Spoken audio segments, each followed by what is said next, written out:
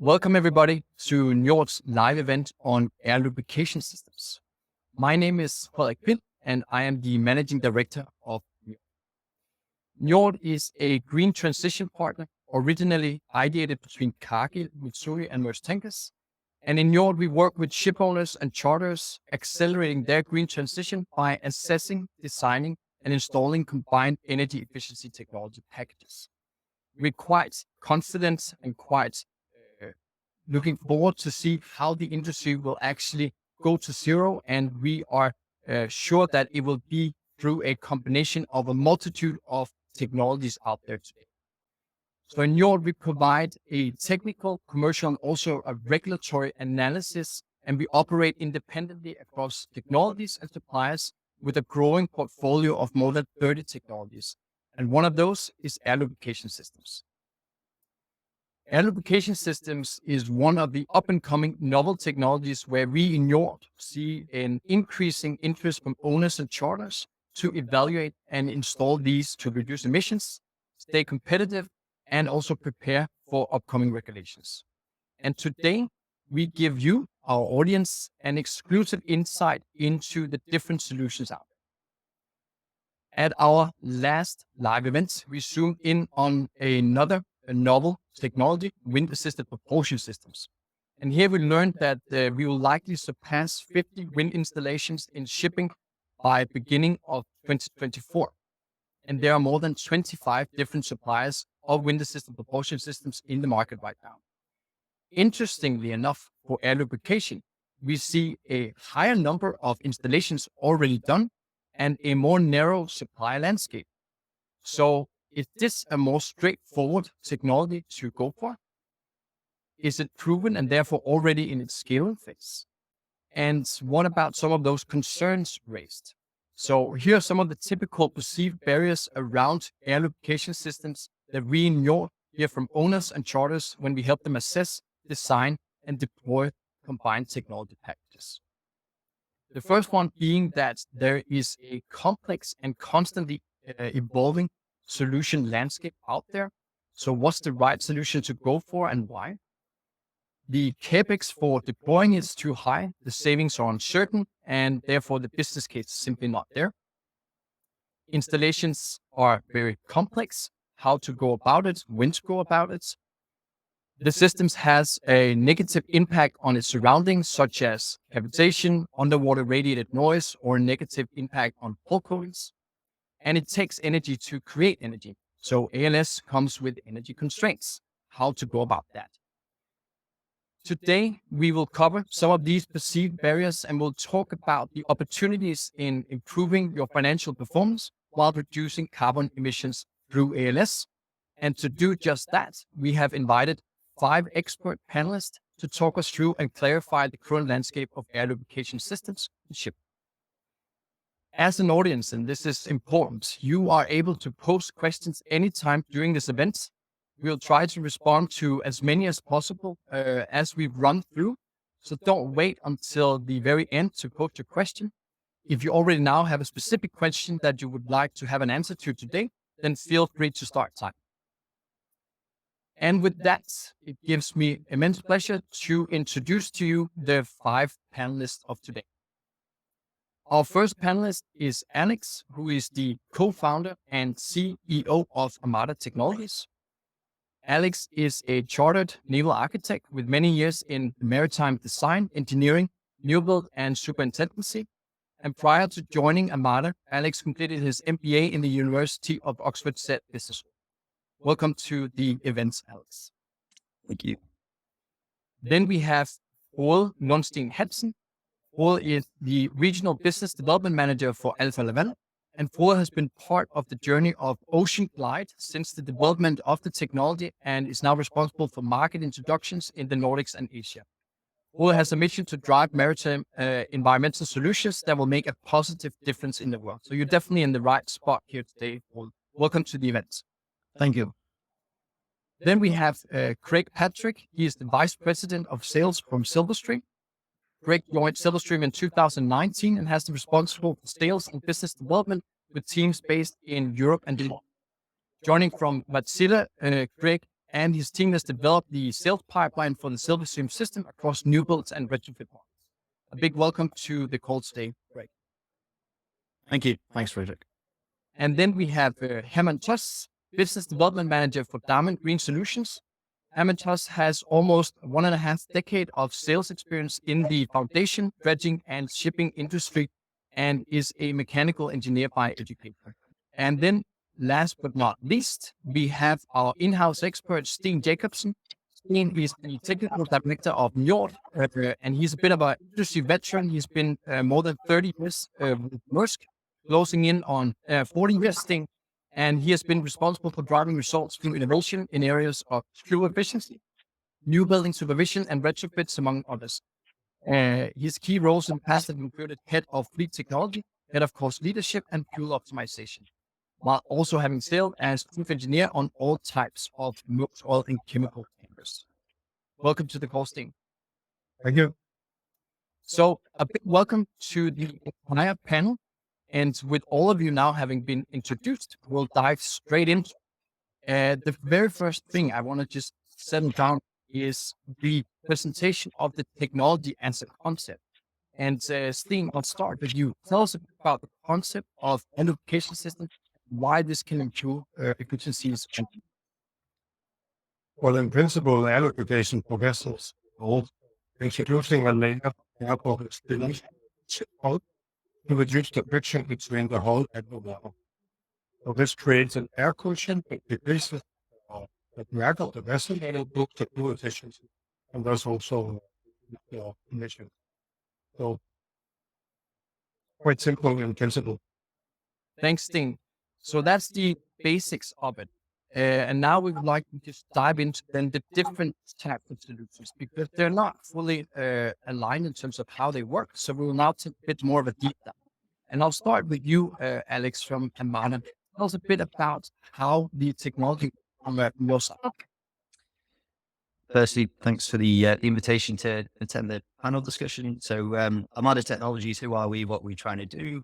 We're the world's first passively aspirated air lubrication system. What this basically means is we take out active air compressors and we put in a solid state passive venturi ejector. This whole concept is built on, well, it's an entirely new and novel approach to a proven concept in terms of air lubrication system. It's built on 3 key principles. The first is the elimination of the parasitic load associated with continuous running of air compressors. So basically what you say is what you get. The second is you can decouple ship speed from system lubrication. We can lubricate to very slow speeds. And then the third one is that we have the ability to tune the output, not just where we deliver the air carpet, but the nature of that air carpet. We believe that we can perform significantly in higher sea states. So what we target is a broad and operating curve with a greater net performance than what's been seen before. So that's Great. Armada. Great. Thanks, Alex. Thanks for the introduction. Super exciting around the passive element here. Then we'll move and basically ask the same question to you, Paul. Tell us a bit about Ocean Glide, please. Thank you. Yes, Ocean Glide. It's a novel concept in the sense that we use fluidics to create an air layer from the source. The way we treat the flat bottom of the vessel is to divide it into sections, each being a air layer itself, and we can control each air layer by itself or combine it into one homogeneous air layer. The system has been designed to be operated. It can be applied to any retrofit or any new build across all vessel types. So we have done installations on coasters, very small coasters, all the way up to cave-sized new bulk carriers, from very slow CV vessels all the way up to very fast moving vessels. So it's a completely novel system, and we think we have something that we can contribute to the market. Thank you. Thanks a lot, Paul. Very interesting stuff indeed. Moving on to Craig from Silverstream. Good morning, good afternoon, and good evening to everyone online. And thank you, Frederick and Steen, for the introduction and for hosting this event. So I'm Craig. I'm from Silverstream Technologies. Our Silverstream technology system, is a proven and patented air lubrication system. that shears the air from a number of air release units, which are placed along the leading edge of the flat bottom of the hull. So we introduce air into the boundary layer that creates a uniform carpet of microbubbles on the flat bottom of the underside of the vessel, and as a result, reduces the friction resistance and therefore reduces fuel consumption and associated emissions. Great. So that's a quick introduction from us. Great. Thanks, Craig. Then last but not least, Herman, from Damon's perspective, please tell us about your solution. Morning all, and thank you very much for giving us this platform. We are honored that we can join you today. Our air lubrication system, the air cavity system, is a specially designed system incorporated with the University of TU Delft in the Netherlands. And it was a dedicated project team together with Danish shipyards, which started a new concept of decreasing resistance of ship hull. And that is how we developed our system. It's developed for the last 2-3 years. And we are now, as of this year, we're putting it into market. And we already have several vessels sailing around with this system. What we do with our air lubrication system, we create stable cavities under the hull of the ship, the flat bottom of the ship. These are air cavities created by longitudinal stacks, profiles, including transversal cavitators, which keep the stable air layers in place underneath the hull of the ship. And that is how we reduce resistance of the ship, and therefore you need a direct action level of that is you need less power, and it will save you fuel consumption. Super. Thanks a lot for the introduction, Herman, and thanks to all of you for quickly introducing the different solutions. So again, there you have it in terms of what we have in scope for today and what we are going to discuss. If already now there's someone from the audience who wants to hear more or double click on some of these solutions, feel free to ask both general questions, but also directly to the gentleman here on the call.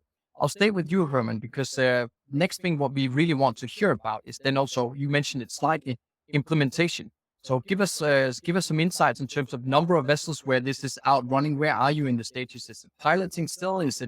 Have you already out with proven installations? Where are you in terms of numbers? A very interesting question. No, the pilot space is long on phase. So we are now implementing it on several vessels. At present moment, we have 2 vessels sailing. One an inland bulker ship, and the second one is a cargo vessel where we installed it as a retrofit. The inland ship vessel was a new build vessel, so we integrated it in the hull during the design period. At present moment, we have 4 ships in contract, which will be implemented with our DACS system, the Diamond Air Cavity System. We have multiple inquiries pending at the moment. So it's very interesting time for us. Yes. Okay, great. Thanks, Herman. And I'm looking forward to get back to you in terms of what are then the findings on the actual installations done on the sailing installations. But we'll move on to Craig.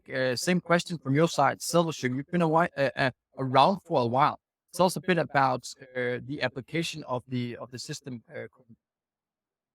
Yeah, sure. Thanks, Frederick. I think you can see from the graphic as well that I think may be shown as well, will show that we've got over 180 orders already.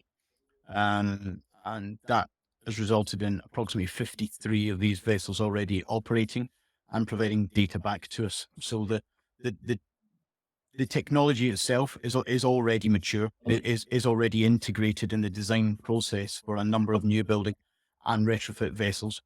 And more importantly, like any energy saving device, I think has been verified by multiple third party authorities as well.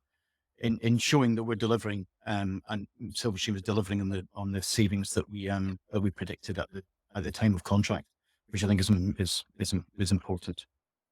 Thanks, Craig. Plus 50 operating vessels. And again, I can't wait to talk numbers in a minute, but thanks for sharing that. That's very interesting. Moving on to you, Paul, you're a bit at a different stage for Ocean Glide, but please tell us a bit about where you are currently in terms of implementation. Yes, thank you. We did our first installation in 2020, and that was our pilot installation. Since then, we have been focused on trying the boundaries of our system. So we have 10 active installations, all feeding data, as Greg mentioned, back to us. And these installations, they span across small vessels to large vessels, slow vessels to fast-moving vessels. So we're really testing the boundaries of our system. And we can, I know we'll discuss later, but we can really see an uptake. And we have like 4 more installations coming up in the next couple of months. Great. Thanks for encouraging to hear. And then last but not least, Alex, from your side, where are we in terms of installation and application?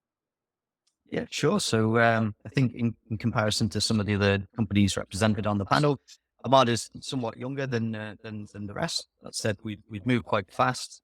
We've been pretty decisive, and we've invested quite heavily in the development of the technology readiness level for the Armada PALS system. So in the back end of last year, we completed a full-scale test within HSVA HICAT, which is the world's largest commercial cavitation tunnel, that enables to demonstrate concept the delivery of passive air underneath the ship within the boundary layer at depth and at speed, and give us an idea of what the drag reduction effect could potentially be at full scale or on ship, let's say. We've got our first pilot installation within H1 of next year. That's really about collecting data, tuning the system set points, and then we have a second installation later on in that year. We do have additional potential orders subject to contract in early 2025 and then thereafter. Our main ambition is basically proving the tech on as other members of the panel have said, on different types of ship, different speeds and different drafts. So yeah, that's where we are in our development pathway. Great. Thanks, Alex. And also thanks to the audience for starting to post some questions. We have some very interesting questions coming in, and I will soon be starting to launch those as well, but just not yet. We still have 1 or 2 more questions that I want to go through here. Alex, super interesting around the pilot coming up. So this is in very early stages, but I know that there's always a business case and some assumptions behind it. Please tell us a bit about what are your expectations in terms of savings and the business case for an owner behind these savings in terms of return on investment. Yeah, so from a performance point of view, generally the way that we look at it and the way that we engage with industry is the concept of air lubrication has been around for quite a number of years. It's certainly a proven technology category. Through our experimentation, we know that we can deliver aerated water underneath the ship and get significant drag reduction. But of course, we don't have the load associated with running of air compressors. So essentially, the gross is the net in this case of our system. For that reason, we think that double-digit performance is achievable, and not just achievable; it's achievable on an ongoing basis, which again is very important for a payback period and ROI. Of course, ROI is quite a sort of an interesting thing to assess. It really is dependent on ship type, operating profile, fuel that you burn, the carbon tax, if you're including that, the ETS, and different things. But based on our sensitivity analysis for a range of different ships, taking input directly from the shipping company, we believe anywhere between 9 months up to about 3.5 years is the category or the payback period that we've assessed. Great. Okay. Thanks, Alex. And so that's encouraging. You said 9 months to 3 years. I think that's very encouraging. Yeah, I can at least share that when we work with owners and charters in Njord, the magical limit is 5 years, typically dry docking cycle wise, but preferably below that. So definitely encouraging to hear. Just want to follow up on the point before we went through active installations in water. If we add the four solutions together here, then we're talking 65 installations currently in water. If my math is somewhat correct, that's very encouraging to hear with somewhere around 200 orders in the book somewhere in the place. So this is definitely the forum if you want some live feedback on how those installations are going. Well, over to you in terms of installations. So you mentioned 10 active installations, right? So how's it going? What are the numbers that you see from your side? If I look at the ROI, as Alex mentioned, depends really on the operation profile of the vessel. But we definitely below the 5 years. That is one thing I say. It's typically about 3-4 years. In terms of savings, we have seen savings on very challenging hull shapes and speeds up to 7%. If you take the more like commercial bulk carriers, that type, we've seen up to 11%. But those savings, now we're verifying in operations, so we get the operational savings over 1 year. And that, of course, since we are still new in the industry, we're waiting for that year to pass, and we know the savings. Okay, interesting. So, but again, 3 to 4 years in terms of return on investment and up to 11% savings, but still some data to come in terms of having a full picture. Yes. Yeah. The operational savings need to come in now. For sure. Great. Thanks, Paul. Thanks for sharing that. Greg, over to you. Same question. Yeah, thanks, Frederick. Yeah, I think it's like any energy saving devices. It's important that as a responsible supplier, we deliver on the savings that we are contracted to deliver and are expected by our customer base. As I said, with over 50 vessels now operating in multiple segments, I think as the rest of the panel have said, that ROI and payback, varies quite considerably depending on vessel type, vessel operation, vessel utilization, etc., and fuel that is burned.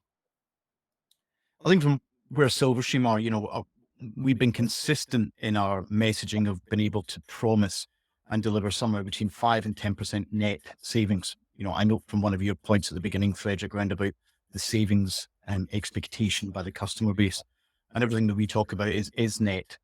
So after the load of the compressors is removed, so we're expecting somewhere between 5 and 10%.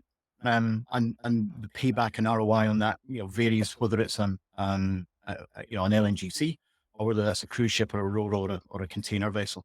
But to date, from the 180 orders that we have, we've managed to achieve ROI expectations of those specific customer needs and the economics behind those customers and charter party agreements that are there. And again, those numbers are always verified as well in service in order to deliver what we said. Okay, great. Thanks, Greg. Thank you very much for sharing. And then last but not least, Herman, from your side on DAM, please, you have these 2 sailing installations. Please let us know what have you seen so far in terms of numbers. Correct. During the testing period, of course, we conducted multiple tests with one of our partners, Maritime Institute in the Netherlands, and with the first ship in action, that's the ship name is Danita, and we conducted a dedicated sea trial together with our customer. And during the sea trial, we collected all the data. What we did is a double run. And we measured the power and the speed of the ship during this dedicated trial. And actually, what is quite interesting is the weather conditions at the trial was at the sea state of 4, so moderate conditions, up to 2.5 meter wave action. And this data, what we generated, was certified and approved by RINA. So it is information and data what we collected, what we are open and willing to share with our customers. And with this data, we concluded that we have a saving for this ship up to 78%, which means in their case it's an ROI of 2 years. What my other panel members said already, it's all depending on the type of ship and the operation. These are very interesting numbers and data what we received. We are conducting that also with other ships at present. Great. Thanks, Herman. So across the board, what I hear is basically anything from 7, 8, 5 to 10% up to double digits in terms of expectations. Fairly low ROIs, but I also hear at least a condition that it's based on the operational pattern of the vessel and the vessel itself. So we can't put a generalized comment across, which makes sense.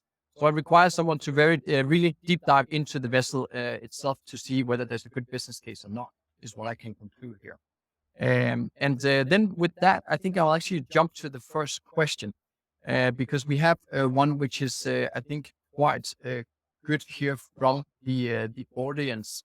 And I want to pitch that to, we have several that are around the cost or the consumption of the vessel here. I'll show one comment here. What is the air pressure? What is the additional consumption of the compressors compared to the fuel saving? So I think this is very much around this energy constraint that a system can produce. And I'll start with you, Stig, because one of the things, at least that we focus on, is to look at, so what's the holistic package and how can the different technologies complement each other? But based on your conversations with the owners and charters, what have you found on this topic specifically? Well, there is definitely most of these systems generate the air pressure, what the pressure is depending on the draft of the vessel. So maybe it's something that another system depend. But I use compressor generate air requires something that one of the constraints and the availability of all or have the full efficiency in the what can be done is with the power system to avoid chicken. Dean, sorry to just jump in real quick. You need to just closer to the mic, otherwise we'll lose out all the fantastic point. Yeah. Okay. Is it better now? Yes. Okay. Yes. So there is generally the need to run the compressors to generate this problem in the and pressure is depending on the draft of the vessel and the progress. And normally, or many of the vessels do not have additional power available and both only one generator. And this can be solved from using power table system. On the layers, it can be a quite good business case. So also, especially when ships are cannot say totally. You mentioned some combination of technology. There's a lot of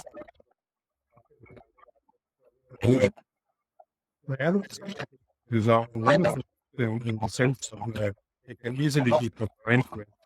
You know, to say investments within the system, game dogs, whatnot.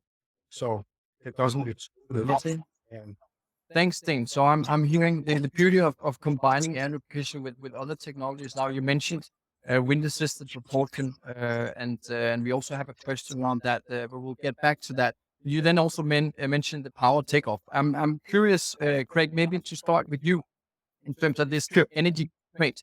How do you work with that in Silverstream? And then I'm passing it over to Armada in a minute. But let's start with you, Craig.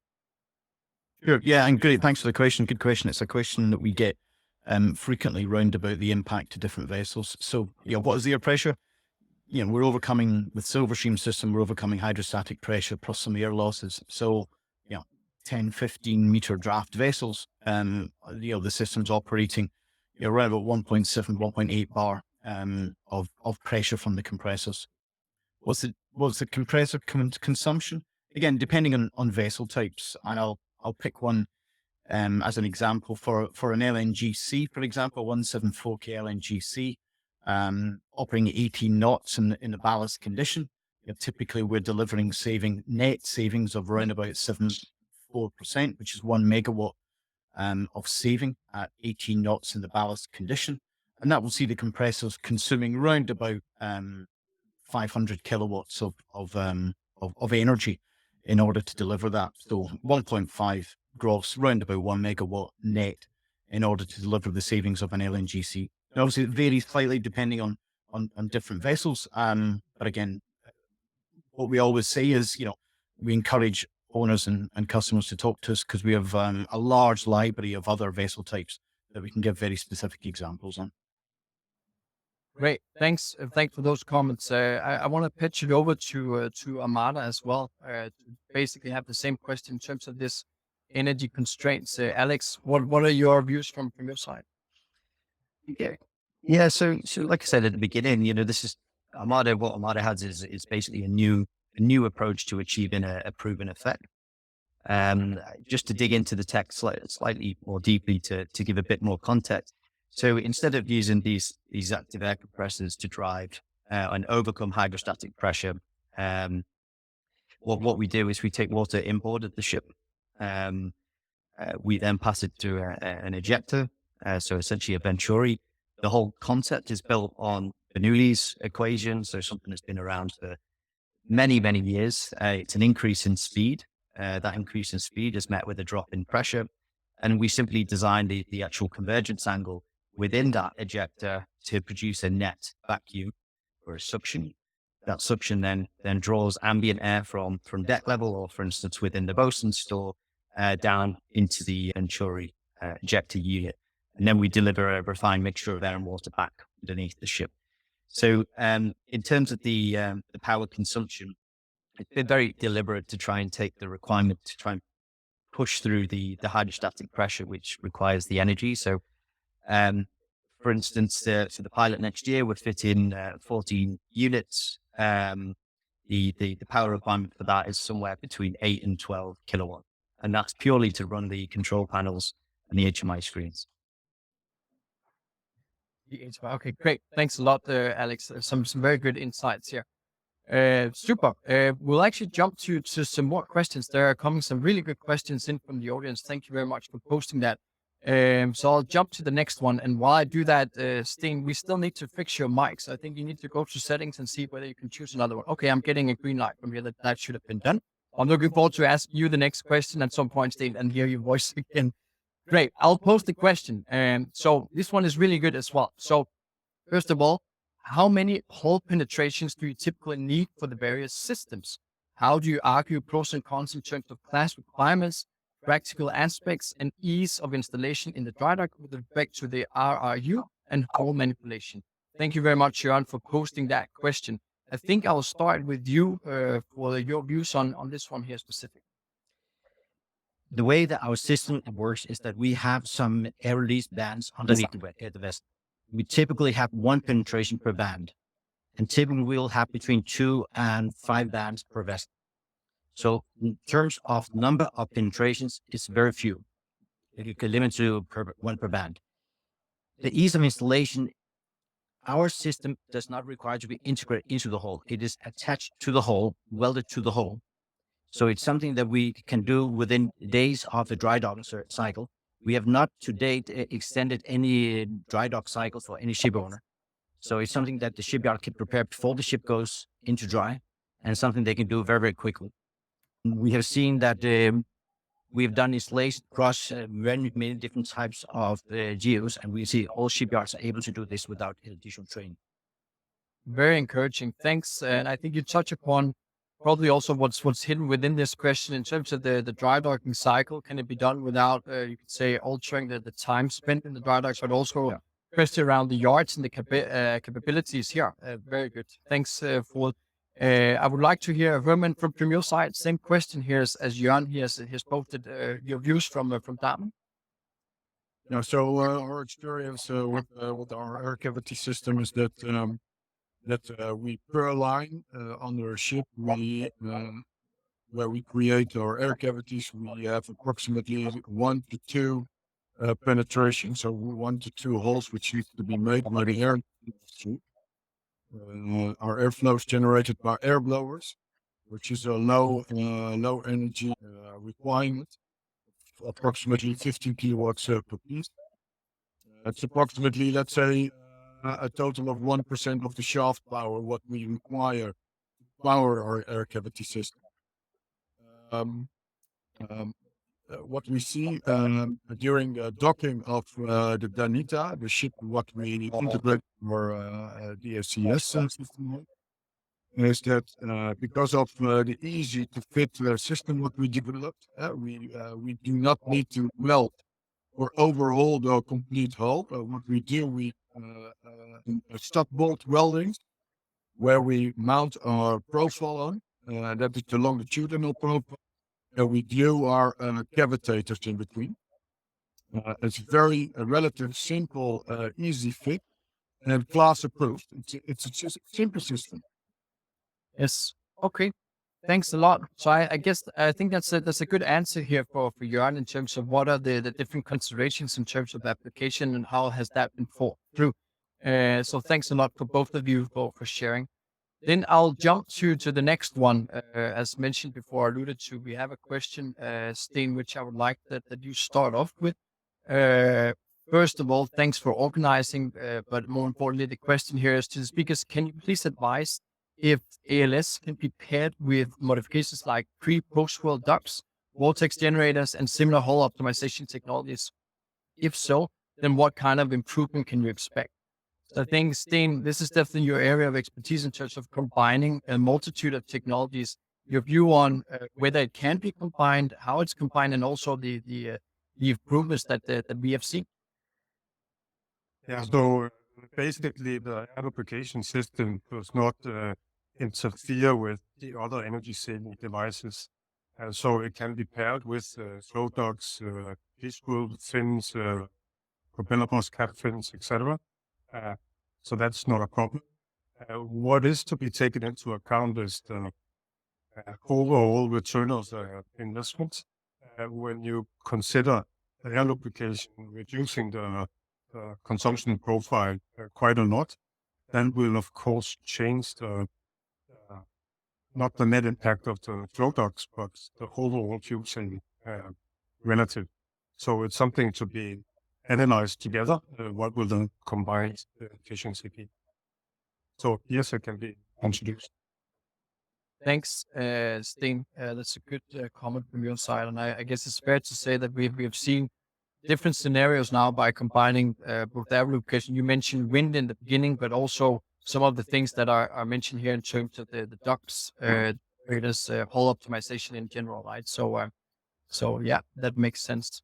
Thanks. I'll jump onwards to some of the other questions now that are focused a bit on the surroundings and what are the potential, at least perceived, and negative outlets of deploying air lubrication.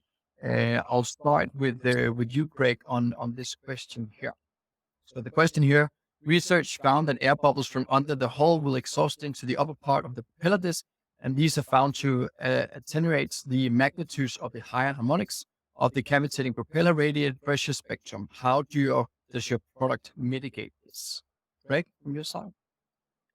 Okay, great. Yep, good question. Thank you for that. It's a common question that we get in discussion of application of air lubrication to vessels. Yeah, I think I can answer in two ways. From the installations that we have to date, that have subsequently operated for many years and then dried up, we have not seen any impact to any cavitating issues on any of the propeller or surrounding appendages of the vessel from air lubrication. In some instances, especially in cruise, for example, we've seen that actually the coating system and the propeller itself are found to be slightly cleaner than expected post installation of air lubrication. My second point here is round about something, Frederick, you talked about at the beginning of the call. Again, if this is pointing towards underwater radiated noise, I would point the audience towards a recent paper by Professor John Carlson from UCL in conjunction with Silverstream that looks at the application of air lubrication and its impact on URN, which is becoming an increasingly important environmental aspect for shipping. And this paper explains in very good detail about how air lubrication can mitigate URN with its application to various hulls. Got it. Thank you very much, Greg. I'll pass it over to Paul for the same question, but I like the point around that it actually improves or reduces further fouling on the whole. I guess that make the paint suppliers quite fun. And it's sorry, and just to jump in, it's we're working with a number of paint coating suppliers just now, especially round about that, about how we can measure the additional positive impact of ALS and coating system, and how that life could be extended because of this interaction. Yes, exactly. And I guess again, so one of the questions also, will it actually have a negative impact on a potential very sensitive coding as well? But we'll pass it over here to Frode. I would love to hear same comments or same reflections from your side on this question here, Frode. Thank you. Just as Greg mentioned this, we have not seen any damage to any propeller or any coating during the installation so far. On the pilot installation that we did in 2000, we took the ship out of water every year to inspect and to see both in terms of fouling and cavitation, and we could see none in that sense. But from a installation perspective or design perspective, when we design the system for a ship owner and specific vessel, we take those parameters into account. We are able to place the air release bands so they have minimal impact, if any, on the propeller. Also, we are able to control each section individually. So if we were to find that there are some impact, we can actually reduce the airflow in one section to offset that. So our system has been configured to be able to mitigate these kind of things. Okay. Thanks a lot. Super interesting to hear, and then good to hear that we have mitigation plans. And again, back to that, we actually have some active installations for both Silverstream here and also the Ocean Glide. So I'm assuming we're basing these comments on actual measurements here. Let's round it off with you, Herman, on the same question here. What do you see from Damon's perspective? Yeah, because we don't use bubbles, we create an air layer. We don't have these problems. Also, during the test trials we did conducted with the university in Maritime, the testing institute, we carefully monitored and actually filmed creation of the cavitation areas underneath the hull. Yeah, there's no problem at all with air layers in respect to cavitation on the propeller. Great. Okay. Thanks a lot. Some encouraging comments here for the question here, raised, and thank you very much again for raising. Frederick, can I just add a quick point on that? Because I think there's some really interesting sort of information on this whole idea of cavitation and air lubrication systems. And just to sort of debunk maybe a myth on this is this idea that a bubble created through an air lubrication system is a vapor bubble that induces an implosion when it moves into a higher pressure zone. It's not the case. An air lubrication bubble is a structurally sound bubble that does not have that propensity to implode when it reaches a higher pressure zone. So the physics don't stack up to suggest that air lubrication system should induce propeller cavitation. I think that the risk is over aerating of the propeller and propulsive efficiency losses. But I think there's probably going to be a lot of talk on this about big data and collecting data and feeding data back. And I think all of these systems will work optimally when there's a data overlay that makes sure that you don't have propulsive efficiency losses because you're just chucking too much air underneath the ship. So I just wanted to add that point. Yeah, great. Thanks, Alex, and super valuable. Thank you very much for pitching that in. Okay, then I'll move onwards to a bit of more of operational questions that we have come in here in terms of potential operational challenges. Steen, as an old seafarer, then let's say we come in here from the onshore office, and then we'll tell you we're gonna hook up your vessel with all kinds of fancy equipment. I'm guessing that from a seafaring perspective will have some question marks. I mean, what's the view here in terms of that being operated, and the questions typically from a crew when we start to deploy these fancy new technologies? Well, in general, with all the new technologies or even the known technologies that are introduced to the vessel, the crews are engaged and interested, but they have a responsibility to safeguard the operation of the vessel, and will have a lot of really good questions regarding anything from, in this case, cavitation to bearing loads to, a lot of valid concerns. And fortunately, something that we have worked with and investigated, we can comfort them so they are fully engaged. In general, the crews, they do not like to be part of this climate crisis. They want to do whatever they can do, but sometimes they lack either transparency of their performance or the actual equipment to perform better. So it's much appreciated when we go on board and introduce them to these things. Thanks, Stig. And now I'll post some of the questions on why I raised this point specifically here. We have two questions which are somewhat in the same area. So the first one here, a couple of questions from a shipping industry novice, and no worries, that's perfectly fine. I see the presentations and animations in flat calm seas. What are the benefits and operability of ALS in rougher sea conditions?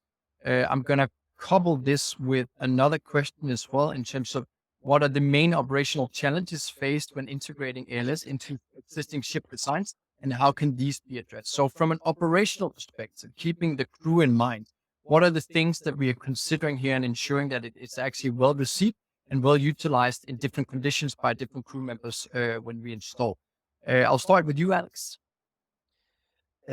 Yeah, okay. So, I mean, I think we could probably all agree that the guys on board the ship have enough to do already. So laying on a load of additional sort of planned maintenance activities to go and add that to their workload is probably not going to be very well received. So I think the questions are pretty representative of what the industry is.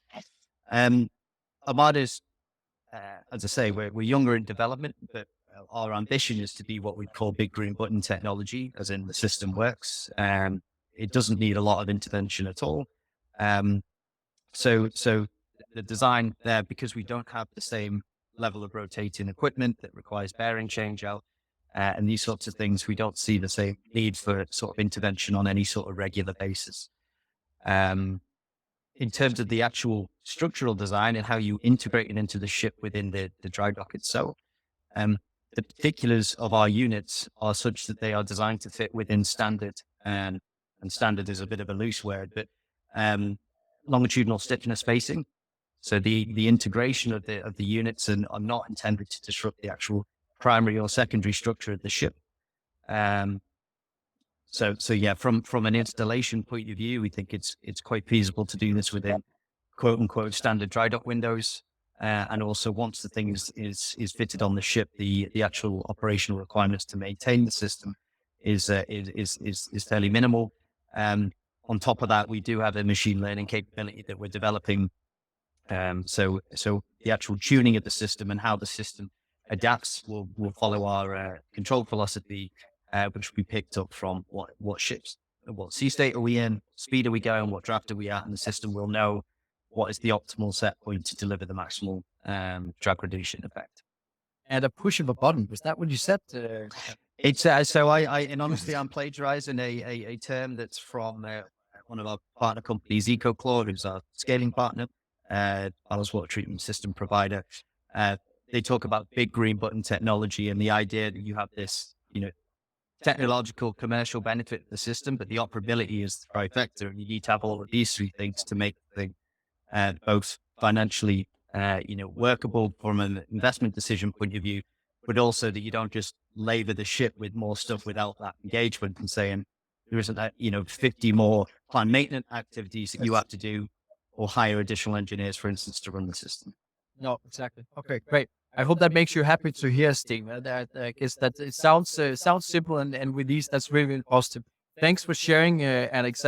I'll pass it over to you, Craig, for the same question, basically, in terms of operational use, different conditions, switching crews, etc. The views from Silverstream.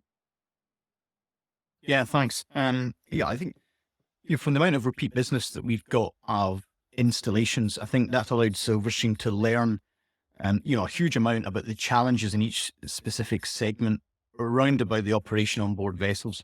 So, our system is fully automated, which allows for, minimal crew intervention and during normal operations.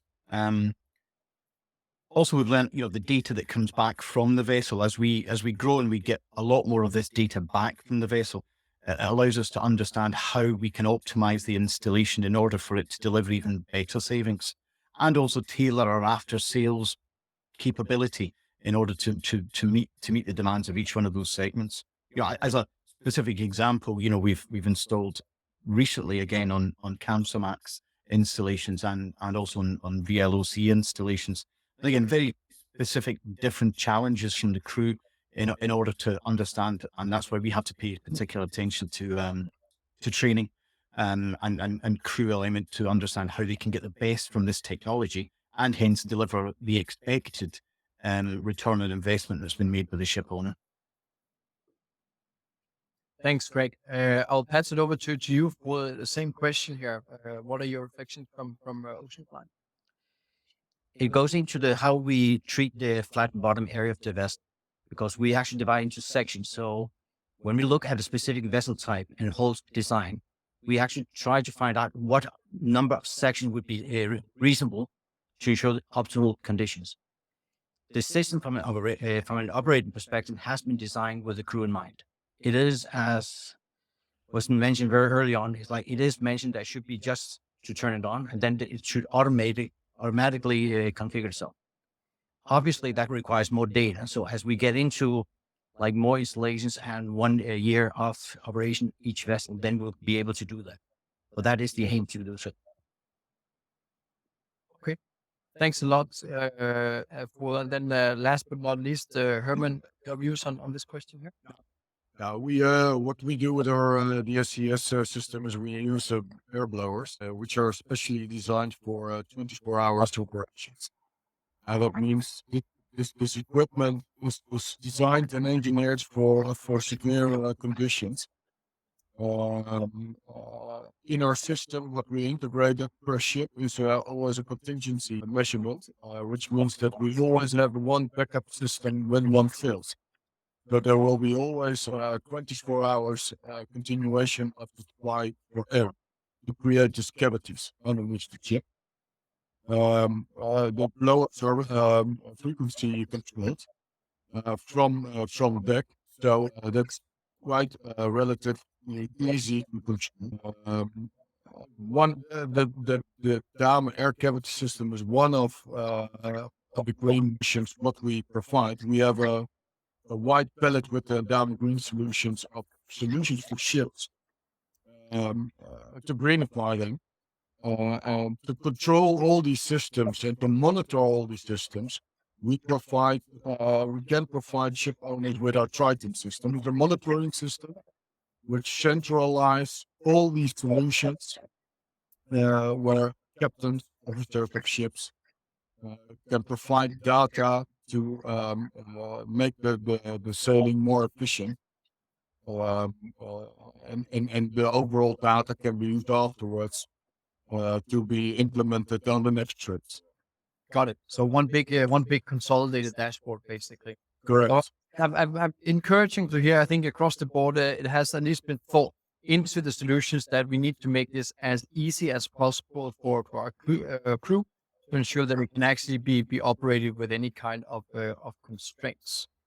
Super. Thanks a lot. Then I'll move into to the next part here, and I think I'll start again with you, Steen. And so we've talked about environmental implications as well for this system, and we have a specific question on it in a minute. But overall, when you look at the palette of all the different energy saving devices out there, I mean, are there any constraints? Are there any concerns about the environmental impact of deploying these technologies? And if so, what are the thoughts that needs to be taken into consideration?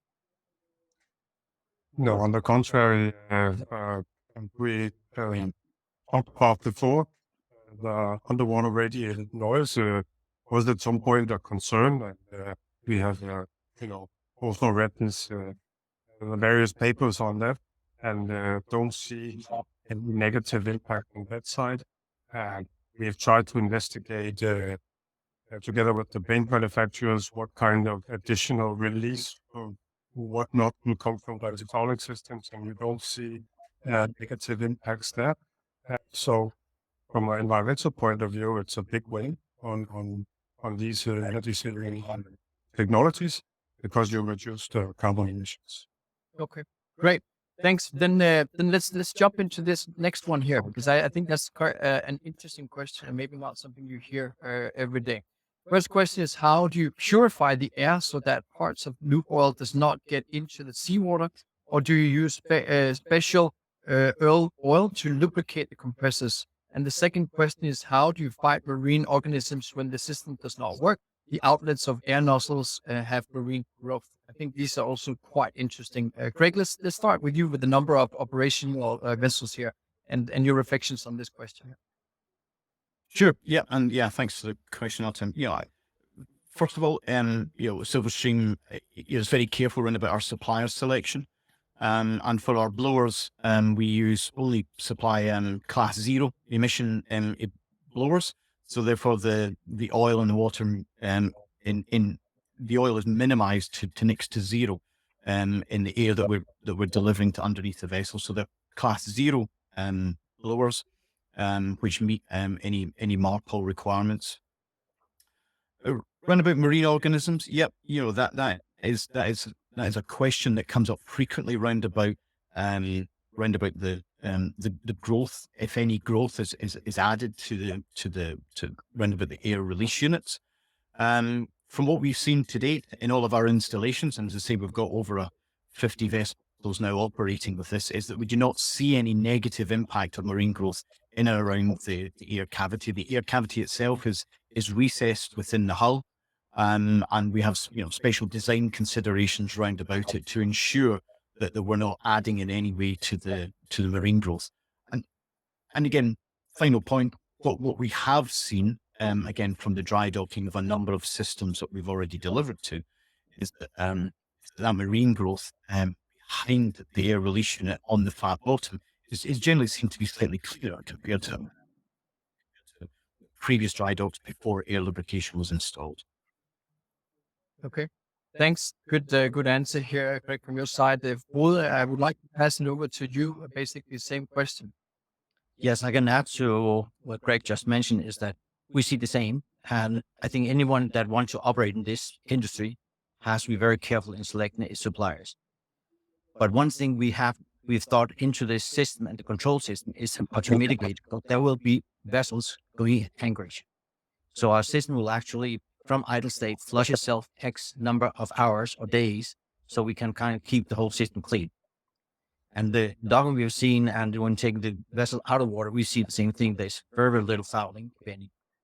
So I think it has been, from a design perspective, done everything that we can to mitigate that. Okay, great. Thanks, both of you. I'll move on to the next question here. There are some really good questions coming in from the audience. So we'll take a couple of more before we go back on the agenda and carry on. The next one here also I think is quite interesting. So some of the presented ALS technologies have profiles, units, or bands outside the hull. So how sensitive are these in case of ground contact? Does repair work require dry docking? And I like that question quite a lot. So Alex, you're out with the pilot, but maybe starting with you, and then I'll move down the chain here for the rest.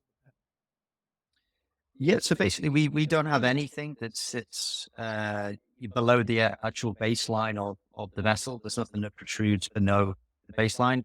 The units that we create are designed in line with essentially sea chest design criteria.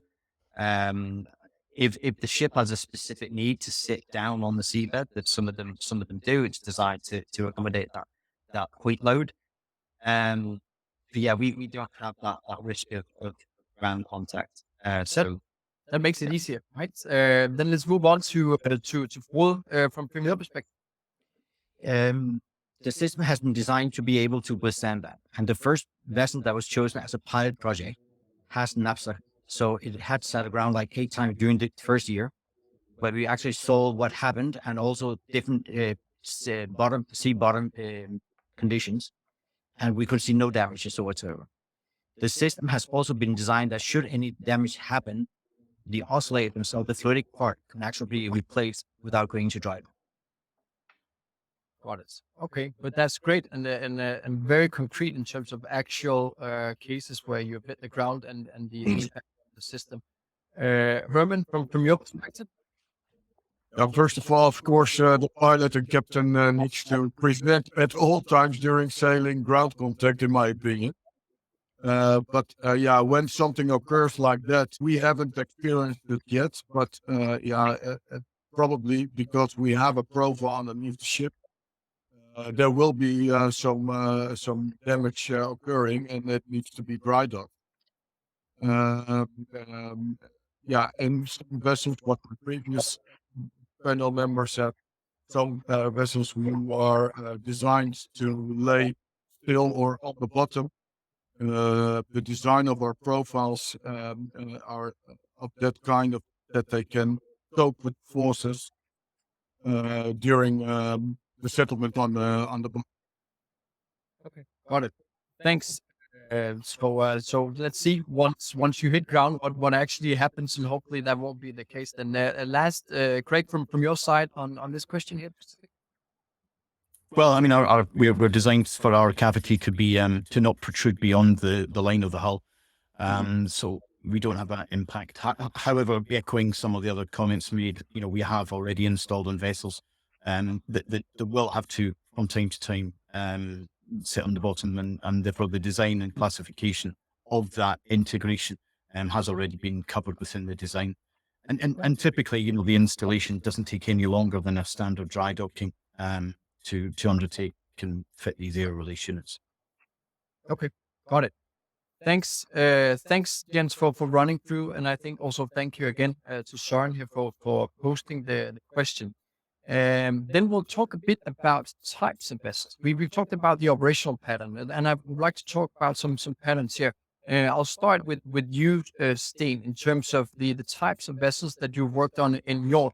Do you see a pattern in terms of the ones requesting analysis and installations on air lubrication, or does it go across? Maybe share a couple of examples of what you worked on. So basically, in general, the interest in air lubrication and fluid technologies is increasing a lot, and we have interest from all the segments for this technology. Presently, we are working on 8 designs. A couple of them are being installed as well.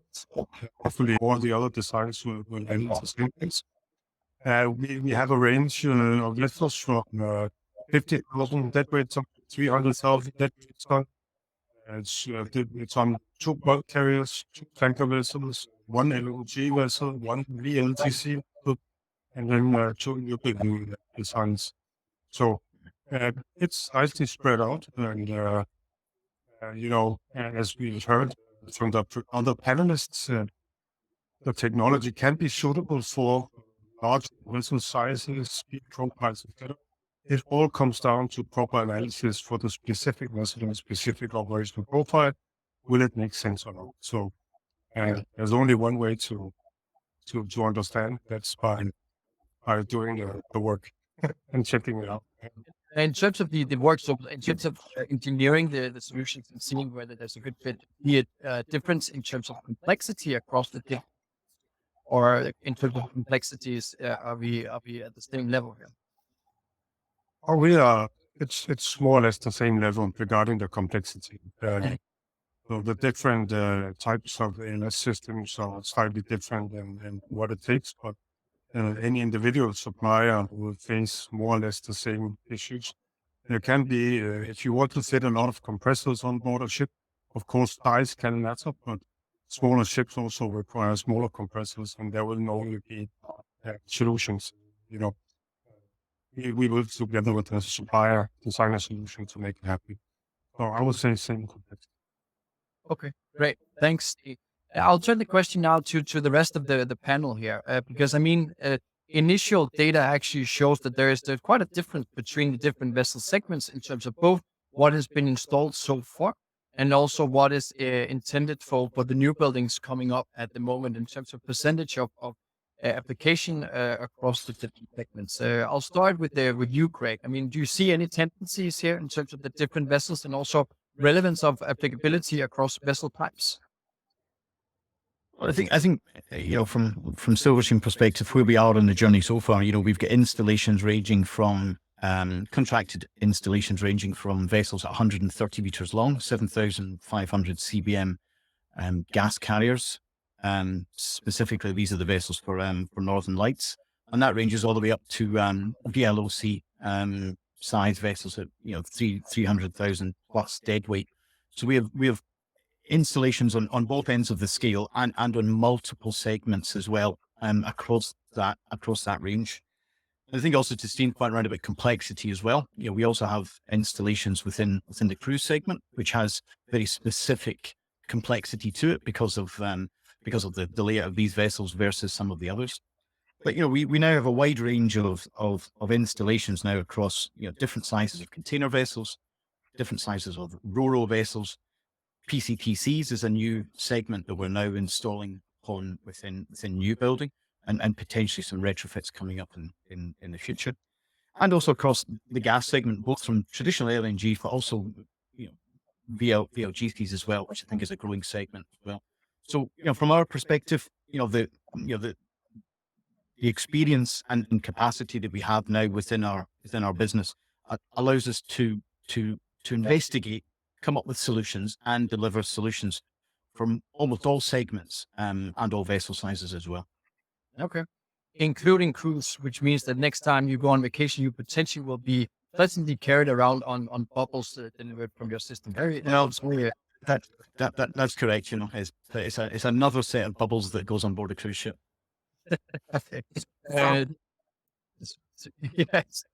So, out of the 10 active installations from your side, you see a pattern in terms of types of vessels that you are working on? No, not really, because we have done vessels we don't have any limitation in terms of minimum speed or maximum speed, draft or size. So where we typically see there can be an impact is the operating profile, utilization of the vessel, or if there's physical constraints on the vessel. But typically that's where it is. We've done ro-ros all the way up to Newcastle Max bulk carriers. So the same thing. As Greg mentioned, it's like we really have it across the board, and we have solutions for different type of vessels. But typically, it's something physical operating on the vessel that can determine if there is a go or no go. If there's a limitation. Okay, great. Thanks, Will. But otherwise, in terms of size, there's not really any limitation. No. Herman, from your side on Damen, how is this thing? Yeah, at the present moment, we have the two references. One is the inland cargo vessel, which is sailing. It's up to 60 meters. And the other one is Danita, which is the vessel, the cargo vessel, container vessel for our customer, which is approximately 150 meters. There are no limitations regarding vessel size type. The one characteristic what it has to have is flat bottom. Speed is not an issue with the air system. And we see the wide range of questions and inquiries coming at our desk. We are integrating at the present moment our cavity system on new builds for Damen shipyards.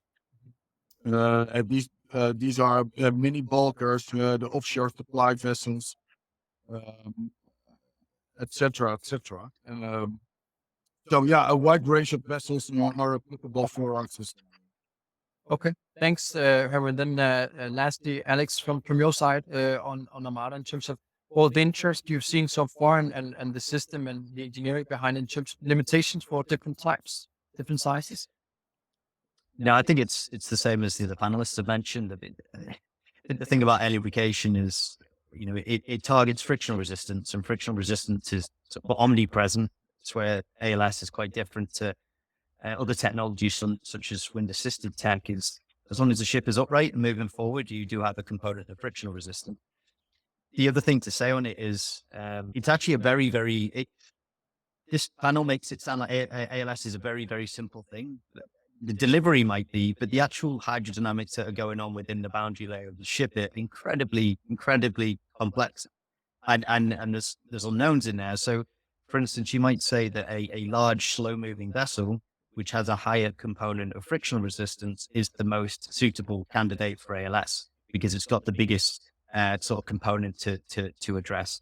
Similarly, the speed power curve is exponential. So, and the impacts the bubbles have in terms of what we see, we generally have interest from a range of different potential segments. So yeah, there's not really a constraint. So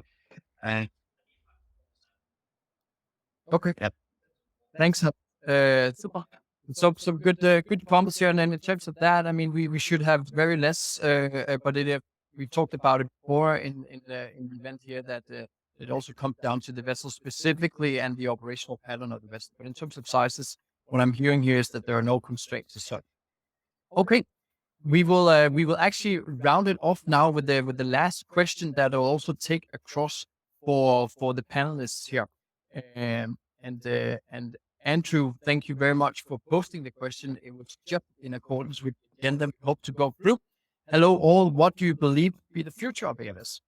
How will it improve, change in the next 10 to 20 years? You don't have to go necessarily 20 years out in the future, Jens, but we've talked about both in terms of iterations of the systems and also what's the uptake of ALS in the years to come. We'll start the other way around here. So we'll start with you, Alex, and work our way through. Yeah, I think it's interesting. Good question. I think generally it could be perceived that ALS is almost a transition technology, and once we have zero carbon fuels of the future and all that infrastructure is in place, then ALS will fall by the wayside and is left redundant. I think probably a lot of us on this call will agree that probably don't think that that's the case at all. In fact, the energy density challenges of zero carbon fuels of the future will probably mean that ALS is an enabler for zero carbon fuels, where you don't need to have as big a bunker tank, so you don't need to bunker as often because you can get more calorific value out of the fuel that you have.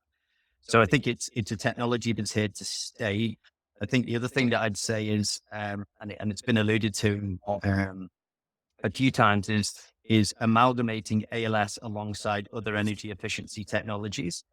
Some ships are going to be compliant challenged, so they're not going to be looking for 5% savings or 10% savings. They're going to be looking for 30% savings to stay on the right side of regulatory compliance. So there's no one solution, I think, that's going to be able to do that. So I imagine you'll start seeing these sort of amalgamations of technologies that are overlaid with a data platform to make sure that the performance is greater than the sum of the parts. So the ALS works, in the best possible way with the hydrostatics of the ship on the optimal weather route with a wind-assisted tech carbon capture solution. That's personally what I think will happen. And I can definitely speak to that. Thanks. That's definitely also what we see. And as we mentioned in the beginning, more than 30 different technologies out there today. And it is definitely the combination that's going to bring some high percentages to the table. So fully agreed on that one here, Alex. I'm going to pass it over to you, Herman. A crystal ball look. What do you see in the future in terms of ALS? Yeah, I totally agree with the previous speaker. We are, of course, always improving the efficiency of our air cavity system. Although we believe that it will be the combination of other solutions which will create a prosperous and sustainable future for ship owners and in the vessel itself. Saying that, accompanied with the overall system, what we can say, our Triton system, which supports and helps the bridge crew, captain, officers. Great. Yes. Thanks a lot, Herman. And then we'll move over to Craig. Let's hear from a future outlook from your side. Yeah, thanks, and thanks, Andrew. I think what Silverstream are focused on is improving, our ELS system and its application, its optimization now. 10, 20 years is a long way out, really. We hope to be delivering, either optimization, improved savings, even quicker than that. And some of the work that we're doing with our existing fleet is allowing us to do that. We also think the future for ALS is around about it being a standard application, a standard technology in all new build hulls. And that's something that we're doing very much with the teams and the development that we have in China, in working with many of the large shipyards and teaming with a number of the large builders out there in order for this ALS to be a standard application within the hull. It's a standard integration within the design phase that allows owners access to this technology much quicker. And then the final point is around about data. It's been mentioned before. The data that we see back from different vessels operating in different routes and different weather conditions in different segments allows us to understand better the optimization of ALS within different operations and hull form in order to deliver even higher savings than we're already delivering to our existing fleet. Thanks a lot, Craig. And then last but not least, a full future outlook from your side. Thank you, Frederick. The way that we have looked at our system or technology as such, as Alex mentioned, what happens underneath the vessel is really complex. So one component of how we generate the air layer, that is modular, so that can be replaced as we get into the future and know more. How we control the air layers, can also be upgraded. So we are trying to take perspective of seeing, okay, how we generate the air layer, how we control the air layer, those two components need to be upgradable without going to dry dock. That's from one side. From a other perspective, we kind of look, as we mentioned here, that you have to combine various technology into one. So looking at an Ocean Glide combined with Ocean Bird in the future, our wind propulsion system, there you have a combination that will be very interesting for certain vessel types. Data will be more and more important going forward. So combining our system with Storm Geo, that is a perfect solution for many ship owners that has already installed that. Because data will be, as we learn more about vessels and ALS in general, that is how we can get to the highest savings across the board on this panel. Great. Thanks a lot, Full. And I said last but not least, but I missed you out, Steen. So from your perspective, maybe also turning around. So what would you like to see from these air lubrication providers in the future, and what do you think the future brings here? Yeah, but I think Alex from Arda, he was very spot on. Air lubrication systems, of course, they will undergo a development, a positive development in the future, but it's all about the combination with other technologies. No matter what green fuel we will end up with, it will be even more important to reduce the overall energy demand, not only for the cost, but from an environmental perspective. There will be limitations on green fuels, and green fuels may be even more important to utilize in other industries. So the more we can reduce the energy demand from propulsion, the better. So that's how I see an uptake of all the technologies and new ones to come. Super. Thanks a lot, Sting, and thank you all for providing a crystal ball outlook. I think that was very interesting to hear, and also very confident in your statements here. So now I have the difficulty of wrapping up our conclusions from this live event, and I think we've been quite around the block in terms of points made, but I'll do my best in any case. What we hear is that just around these solutions here, the technologies, we have more than 65 installations on the water at the moment, 200 plus when we talk about those plus order books. The installations can be done both as a retrofit, but also from new building stage. And we also heard several mentioning that there's no impact on the dry docking schedule, which I think is quite relevant for ship owners and charters to take note of. When it comes to results, we've heard a number of different figures, but I think most importantly, we've heard third-party verified figures and data and actual operations providing into those figures. So I think that's quite key to take note of. I took note of 5 to 10%, 7 to 8%. I also took note of double digits, with the notion that it really comes down to the type of vessel and the operational pattern of the vessel. No vessels are alike, so it requires a deep dive study on the individual vessels to make that business case happen. Then it comes down to return on investment as well. We've heard numbers below the 5 years, 3 to 4 years, even down to single-digit months. That sounds very encouraging. Again, going back to it really requires a deep dive study on the vessels specifically. We talked a lot about operational ease for our crew members and how that has been thought into the different solutions. and also in terms of the impact on the equipment and the environment around air lubrication, which at least I also took note of that this is being tested and trialed, and there should be no concerns as to our panelists here. And then obviously we talked about the ability of combining and the potential of combining air lubrication system with what else you have out there, both in terms of that it actually can be done, but it's actually also very good practice and something that requires for some ship owners, they actually need to go the extra mile in terms of savings. So this is actually a must do. We also, the last point talked about if you hit the ground, then there are mitigation actions, or it should not be a big of a concern, but some of this is still in testing and in piloting. So those were some of the key comments or key points that I chose to highlight from this panel. Before we close off, I want to just talk about the next focus area that we will do in Njord, which will be around carbon capture and storage systems.